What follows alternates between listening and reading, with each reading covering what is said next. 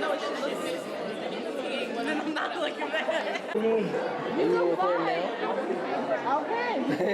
Camera. Can you be camera?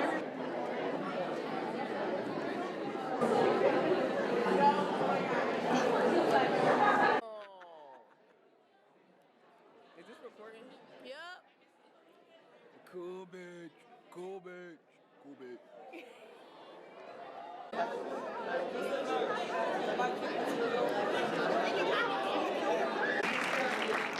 If there are any students in the audience who help work on that, I greatly appreciate all of your hard work and effort, and the district was incredibly excited to be able to get that through. We still have more training to do, we still have more work to do, but we are committed to this work, shown by the policy and the training and by having you all here today. And we're just thrilled, and I want to welcome you and hope you have a great day today. Thank you. I am Amber Heights, the Executive Director of the Office of LGBT Affairs for the City of Philadelphia. It's a very long title, but essentially, the Office of LGBT Affairs is the eyes, ears, and voice of the LGBT community in City Hall. So I work right down the street, hang out with the mayor a good bit, but it's exciting to get out of City Hall whenever I can. So whenever anything said, come hang out with youth in the morning, I was bolting out of the office. But what's important about what you all said is that you had such unique perspectives based on your orientation, because you don't agree with it because of your religious freedom, right? We know religious freedom is protected. So it lets organizations, individuals, it hasn't been released yet, but it may even let federal agencies discriminate against people. That means you can deny somebody a meal, you can deny them a job, you can deny them housing, because it doesn't align with your religion. But the point is, that's what we're fighting outside these walls. That's what we're dealing with, and that's why we need you. That's why we need you to do what you're doing here today and continue to be that change. Because that's the kind of hatred and ignorance and discrimination that we're fighting every single day. So we need you to change your city, your communities, and the world. So I implore you to take advantage of every single bit of today. I'm surrounded by people all the time that say, the youth are our future, the youth are our future. I'm like, hell no, the youth are our present. They are our right now, because we need y'all now. Now, now, now. They tell you the future said, no, I'm doing the work now. That's what this is. You are our present. So take advantage of every single minute of this workshop, all the workshops you have here today, this conference. I ask you to ask questions, answer questions, challenge the concepts that you already have in your head, create, build, act. This is so important what you're doing here today. And I promise you that the mayor's office, the mayor's commission on LGBT affairs, and the office of LGBT affairs is always in solidarity with LGBTQ youth and their allies. We will fight with you, alongside you, and for you, as long as we have breath in our bodies. So please, continue to do the work and kick. Can I kick? Am I? Hi. Welcome to Ship. Depression affects LGBT students. I'm Asia. I'm Pan. And our objective here is to educate students and raise awareness to what can lead to mental health issues and how it impacts the LGBT community. I heard you're not going to know this. So before we start, I have a question for you guys. So when you hear of the word depression, like what comes to mind? Yeah, I was like, wait. You guys like to share why you disagree?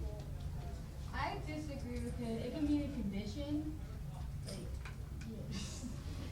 people can take medicine or get over it, but it can affect you if you can't control it. Okay. Anyone else like to share? I feel like being sad is like, oh, my favorite teacher isn't in school today, like I'm sad about it. But like being depressed is like day after day. Next. Adults understand depression better because they're older.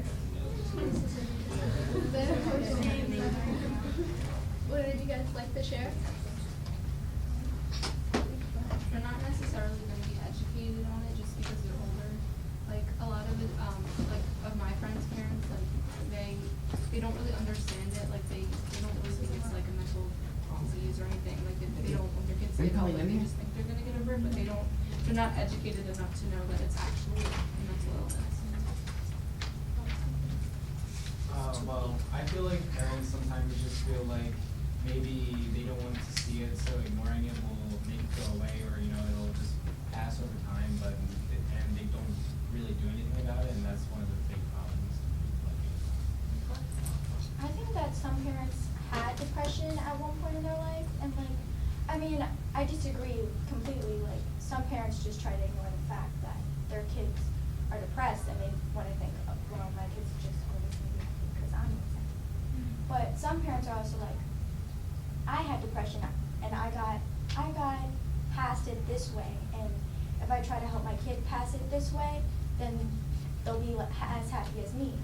But sometimes it doesn't work that way, and I think that just because it helped you doesn't mean it's going to help somebody else out. Thank you for sharing. Being depressed is just a phase. No. Because it comes in waves, so what do you mean by a phase? Like it's just like a something fad? You'll get over it. Like the first one? Yeah. This is not necessarily, because some people can get over it quickly. Some people, it stays with them their entire lifespan until they die. It's definitely not a phase.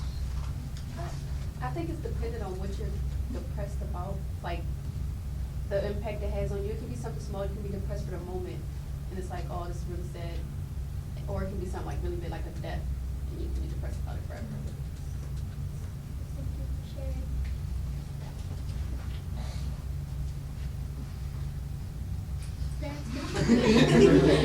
Excuse me. I wouldn't necessarily agree or disagree. I just think it depends on someone's situation, because someone can be depressed about something totally different and would love their parents' death and be happier. So I just think it depends on your situation.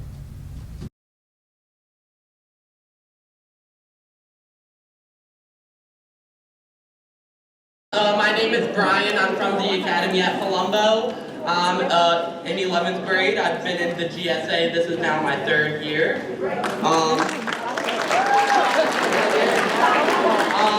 Throughout the 3 years that I've been in GSA, we've done many workshops throughout the whole school, trying to inform everyone, trying to educate fellow classmates on the issues facing the LGBTQ community.